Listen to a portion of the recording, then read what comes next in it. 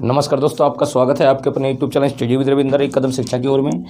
दोस्तों, आपको पता है जैसे कि हम सेकंड चैप्टर कर रहे हैं इस समय अपने वीडियो में।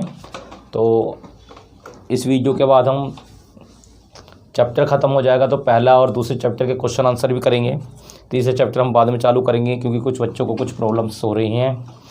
ठीक है, तो आज हम पढ़ेंगे क्रिस्टलीकरण विधि के बारे में पढ़ेंगे। ठीक है ना। देखिए, क्रिस्टलीकरण विधि का प्रयोग हम कहाँ करते हैं, पदार्थों को शुद्ध करने में किया जाता है क्रिस्टलीकरण विधि का प्रयोग। ठीक है ना। उदाहरण के लिए समुद्र से जल, ठीक है ना, जल से जो नमक हमें प्राप्त करते हैं उसमें बहुत सी अशुद्धियाँ हो सकती हैं। इन अशुद्धियों को दूर करने के लिए क्रिस्टलीकरण विधि का उपयोग किया जाता है। ठीक है ना। देखिए, जो नमक होता है वो दो प्रकार से नमक को हम शुद्ध करते हैं। जैसे समुद्र में से हम नमक बाहर खींच के ले आए, बाहर खींचने के बाद क्या होता है, किनारे पर ही उसे इकट्ठा करके धूप में सूखने के लिए छोड़ देते हैं, तो उसमें से जो जल होता है वो बाष्पीकरण के रूप में उड़ जाता है। ठीक है ना। तो इस तरीके से खाली नमक रह जाता है, लेकिन उस नमक में भी कुछ अशुद्धियाँ रह जाती हैं। ठीक है ना। तो फिर दूसरा जो है क्रिस्टलीकरण विधि है, उसमें क्या होता है, उसके कणों को अलग किया जाता है नमक के। तो कण जो होते हैं उसमें नमक को अलग कर लिया जाता है। ठीक है ना। तो वो क्रिस्टलीकरण विधि होती है। तो क्रिस्टलीकरण जो विधि होती है वो वाष्पीकरण विधि द्वारा से भी अच्छी होती है। उनमें क्या होता है, कणों को अलग किया जाता है। ठीक है ना। तो नमक बनता है हमारा क्रिस्टलीकरण विधि से और वाष्पीकरण विधि द्वारा। ठीक है ना। और सबसे बेस्ट विधि जो है वो क्रिस्टलीकरण विधि है। क्रिस्टल माने होता है, क्रिस्टलीकरण माने होता है जैसे चीनी है तो चीनी का एक दाना क्रिस्टल कहलाता है। ठीक है। नमक का एक दाना क्रिस्टल कहलाता है। तो क्रिस्टलीकरण, ठीक है ना। तो क्रिस्टल को छाट लेते हैं। तो ये हो गया आपका। ठीक है। क्रिस्टलीकरण वह विधि है जिसके उपयोग से क्रिस्टल के रूप में शुद्ध ठोस विलयन से अलग कर लेते हैं। तो जो भी शुद्ध ठोस होता है क्रिस्टलीकरण विधि में क्या होता है, उस ठोस को बिल्कुल अलग कर लेते हैं विलयन से। नेक्स्ट चलते हैं। देखिए, इनका उपयोग कहाँ होता है, समुद्र जल द्वारा प्राप्त नमक को साफ करने के लिए क्रिस्टलीकरण विधि का प्रयोग किया जाता है। नंबर 2, अशुद्ध नमूने से फिटकरी को अलग करने के लिए क्या किया जाता है, हमारा आपका क्रिस्टलीकरण विधि का प्रयोग किया जाता है। देखिए, अब पढ़ेंगे थोड़ा पदार्थ के बारे में। देखिए, पदार्थ के भौतिक गुणों के बारे में हम अध्ययन कर सकते हैं। भौतिक गुण, पदार्थ के दो गुण हो गए, रासायनिक और एक भौतिक। ठीक है ना। तो भौतिक गुण में क्या क्या आता है, पदार्थ का रंग आ गया, पदार्थ कैसा है, तो ये पदार्थ का रंग काला है, पीला है, हरा है, नीला है, ये सब भौतिक गुण हैं। पदार्थ कठोर है, ये पदार्थ का भौतिक गुण है। ठीक है। पदार्थ बहता है या पदार्थ ऐसी रहता है, ये भी इसका भौतिक गुण है। पदार्थ कितने टेम्परेचर पर उबलता है, कितने टेम्परेचर पे द्रव में बदल जाता है, ये भी उसका भौतिक गुण है। ठीक है ना। तो ये होते हैं पदार्थ के भौतिक गुण। ठीक है ना। आगे देखिए, अवस्थाओं का अंतर रूपांतरण एक भौतिक परिवर्तन है।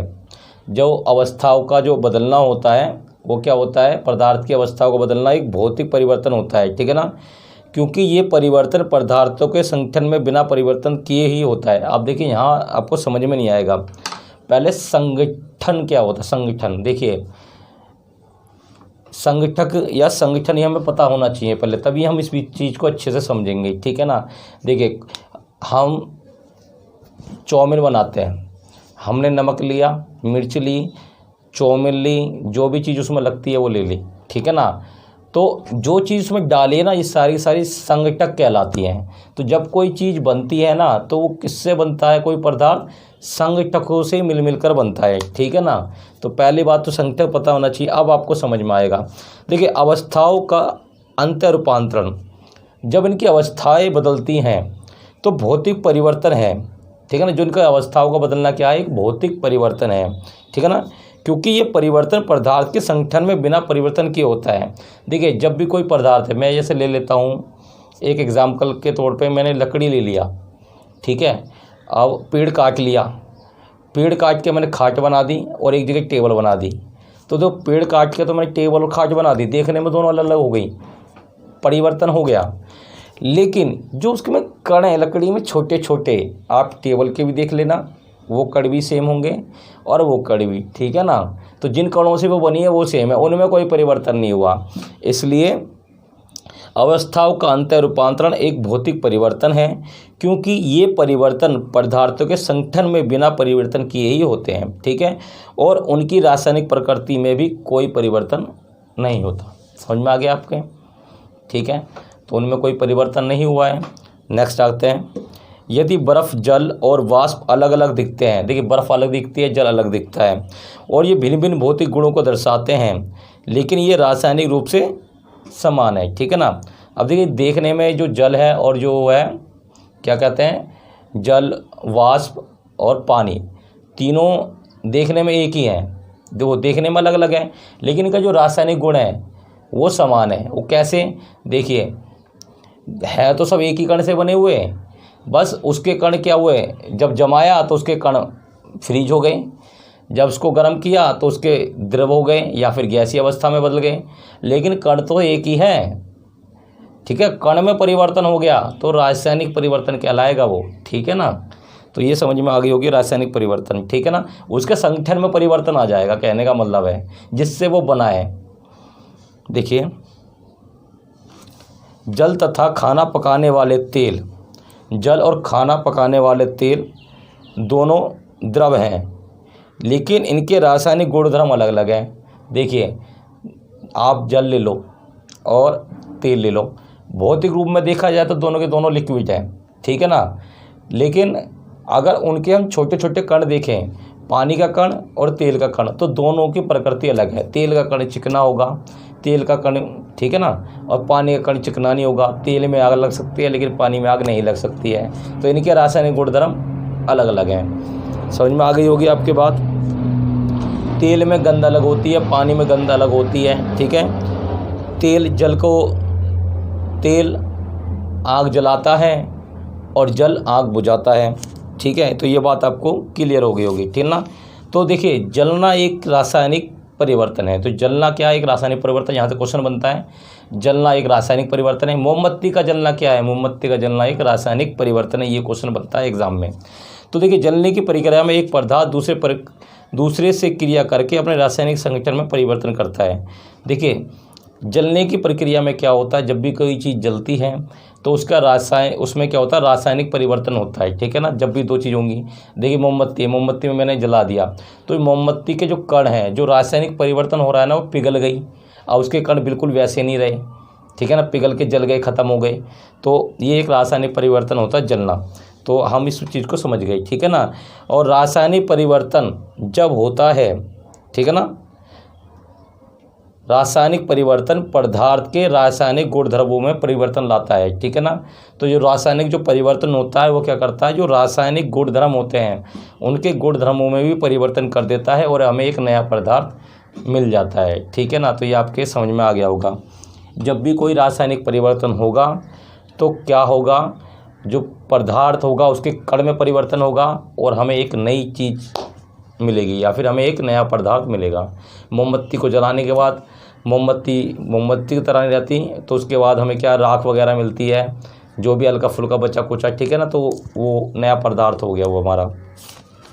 या कुछ भी ले सकते हो, कई उपले जलाते हैं तो उपले जलाने के बाद क्या होता है, रासायनिक परिवर्तन हुआ, उपला नहीं मिलता हमें, राख मिलती है, तो नया पदार्थ हमें मिलता है, ठीक है। तो रासायनिक परिवर्तन को रासायनिक प्रतिक्रिया भी कहा जाता है।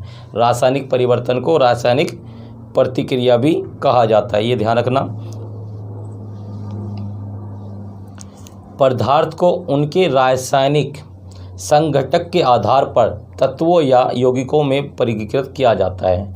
देखिए जो पदार्थ हैं, पदार्थ के जो रासायनिक संगठक होते हैं, ठीक है ना, तो उनके जो रासायनिक संगठक हैं, उनके छोटे से छोटे कण हैं, तो उनके आधार पे उन्हें तत्वों में या यौगिकों में बांटा जाता है। जैसे कि समझ लेते हैं थोड़ा सा, पदार्थ है, पदार्थ के कुछ कण इधर हैं और ये दूसरा पदार्थ है, इसके कण इधर हैं, ठीक है ना। तो पदार्थ के जो कण हैं उनको हम तत्व बोलेंगे, क्योंकि तत्वों से मिलकर बनता है आपका पदार्थ, ठीक है ना। तो तत्व से मिलकर बनता पदार्थ। तो पदार्थ दो तरीके के पदार्थ हैं, एक के तत्व इधर हैं, एक के तत्व इधर हैं, ठीक है ना। अब देखिए अगर मैं दोनों के तत्व उठा के साथ में रख दूंगा ठीक है, और एक निश्चित अनुपात में रख दूंगा तो ये तत्व कहलाएगा आपका यौगिक, ठीक है। और दोनों अलग अलग हैं तो ये कहलाएंगे तत्व। तो संगठक माने होता है इकट्ठा करना, ठीक है ना। पदार्थ को उनके रासायनिक संगठक के आधार पर तत्वों या यौगिकों में वर्गीकृत किया जाता है। तो यौगिक में क्या होता है, दो या दो से अधिक मिल गए तो यौगिक, और एक सिंगल है तो हो गया वो तत्व। तो ठीक है, पदार्थ को रासायनिक संगठक के आधार पर रखा जाएगा, ठीक है। अब देखिए, रॉबर्ट बॉयल पहले वैज्ञानिक थे, रॉबर्ट बॉयल, जिन्होंने सन 1961 में सबसे पहले तत्व शब्द का प्रयोग किया। तो रॉबर्ट बॉयल ने 1961 में सबसे पहले तत्व शब्द का प्रयोग किया था। और फ्रांस के रसायनज्ञ एंटोनी लॉरेंट लवाइजिए ने सबसे पहले तत्व की परिभाषा दी थी, ठीक है ना। तो सबसे पहले इन्होंने तत्व की परिभाषा दी लवाइजिए ने, ठीक है। और इनके अनुसार तत्व पदार्थ का वह मूल रूप है। तो जो तत्व है पदार्थ का वह रूप है, वह एक मूल रूप है जिसे रासायनिक प्रतिक्रिया द्वारा अन्य सरल पदार्थों में तोड़ा नहीं जा सकता। मतलब कि पदार्थ को जब बहुत बारीकी से तोड़ा जाएगा तो एंड का जो बचेगा कण, उसको ही कहा जाएगा तत्व। और इस तत्व को हम और सरल पदार्थों में नहीं तोड़ सकते, ये कहा है आपके एंटोनी लॉरेंट लवाइजिए ने अपनी परिभाषा में।